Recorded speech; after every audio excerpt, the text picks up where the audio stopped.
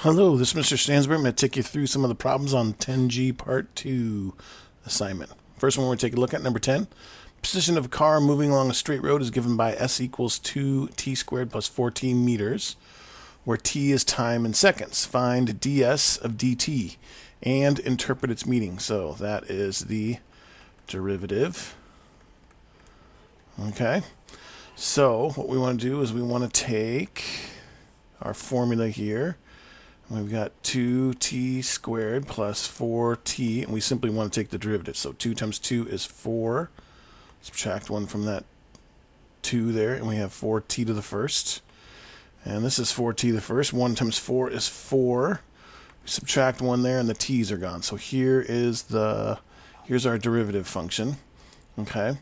Now, it says find ds of dt and interpret its meaning. Okay, so since this is the position of the car along the straight road is given by meters, this many meters where t is time in seconds, this is going to be the meters. This is the meters per second. So basically, this is going to be the speed of the car.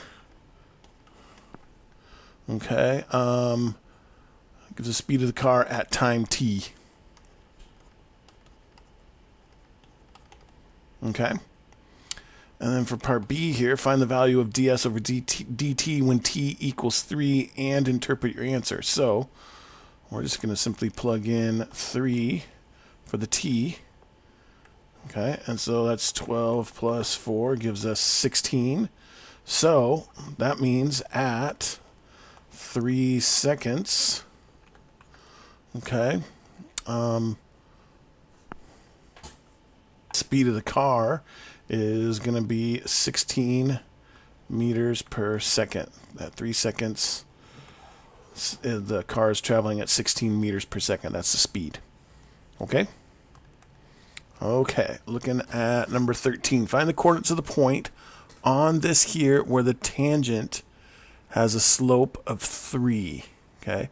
So again, whenever you see the words tangent and slope together, it's pretty much a big key that you're going to take the derivative. So let's find the derivative here first. 2 times 1 is 2. Subtract 1 there, so that's just 2x. 1 times 5 is 5. Subtract 1 there, and the x is gone, and the derivative of all constants is 0. So here's our derivative. Okay. And then now we know that the tangent has the slope of 3. So what we want to do is we want to take this equation here and set it equal to 3, because this will give us the slope of the tangent at any point. Since we know what the slope is, we want to plug this 3 again in for this y right here, and that's going to tell us what the x coordinate is going to be. Okay, so 3 equals 2x plus 5. Subtract 5 from both sides. 2x equals negative 2. Divide by 2. And we get that x equals negative 1. That's our x value. Since it does say find the coordinates of the point or points on here. So since we know that x is negative 1, we got to find the y. So basically what's happening is we've got this equation here, this x squared plus 5x plus 1. And at when x equals negative 1, the slope is 3.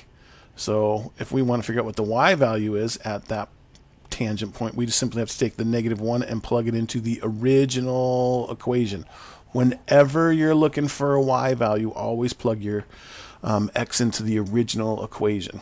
Okay, so y is going to equal negative 1 squared plus 5 times negative 1 plus 1. So we get y equals 1 minus 5 plus 1. So our y value is going to equal negative 3. So our point, negative 1, negative 3, that's our final answer. That's the coordinate of the point where the tangent has a slope of 3. All right, 15. The tangent to f of x equals x cubed plus ax plus 5 at the point where x equals 1 has a slope of 10. Find a. Okay, so here's our equation here. At the tangent to this at the point where x equals 1 has a slope of 10. So we're going to need to find the derivative here. Okay, so f prime of x is going to equal 3x squared. 1 times a is a. We subtract the 1 there. The x's are gone, and then the 5 is gone. So 3x squared plus a is our that's our derivative, right? So we know the derivative will always help us find the slope at a certain x value, right? So we're going to plug 1 in for x. 3 times 1 squared plus a. And we know that this has to equal 10 because we know that where x equals 1, the slope is 10. So we plug in 1 for the x value, 10 in for the slope, which is always the derivative, the f prime of x. And then now we should be able to solve for a. 10, equals 1 squared is 1 times 3 is 3 plus a. So we subtract 3 from both sides. And we should get that a equals 7. Okay? All right, last one. Tangent to f of x equals 2x squared plus a plus b over x. At the point 111 has slope -2. Find a and b. Okay, so let's see what we can do. So we know that the tangent to this at this point here has a slope -2. Find a and b. Let's take the derivative and see what we can come up with for that. 2 times 2 is 4. X to the first. And that there is no x here, so that constant there is gone. And this is x to the -1st. -1 times b is -b.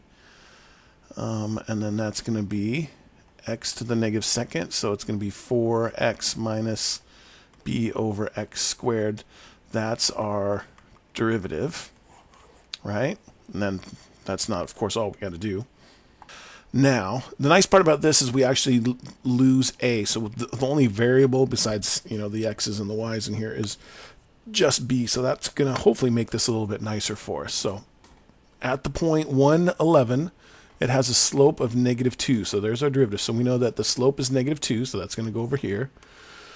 Equals, we know that x in this case is going to be 1. 4 times 1 minus b over 1 squared. Look, b is our only variable now, so we should be able to figure out what b is. -2 equals 4. 1 squared is just 1, so it's just 4 minus b.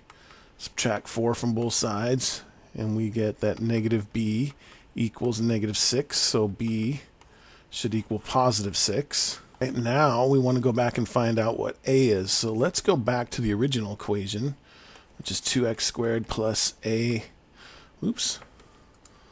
plus b over x. Now, this here should help us figure out what b is. What a is, because we know what b is. So instead of putting b in there, let's put 6 in there, because that's what it is. Right? And then our x is going to be 1, and our y is going to equal 11. So this thing's going to all equal 11. You know what? Let's do this. Let's leave this where it was. Oops, there we go. And then now let's plug everything in. So equals y. So our y in this case is 11. 2 times our x is 1 squared plus a is what we're solving for. We know that b is 6. And again, x is 1. So now we should, look, we've only got one variable. We should be able to solve for that. 11 equals, 1 squared is 1 times 2 is 2, plus a plus 6. So we got 11 equals a plus 8.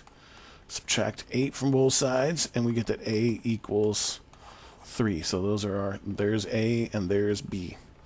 Okay? All right, that's all we have for the 10G Part 2 assignment. If you have any further questions, please feel free to ask. Thanks.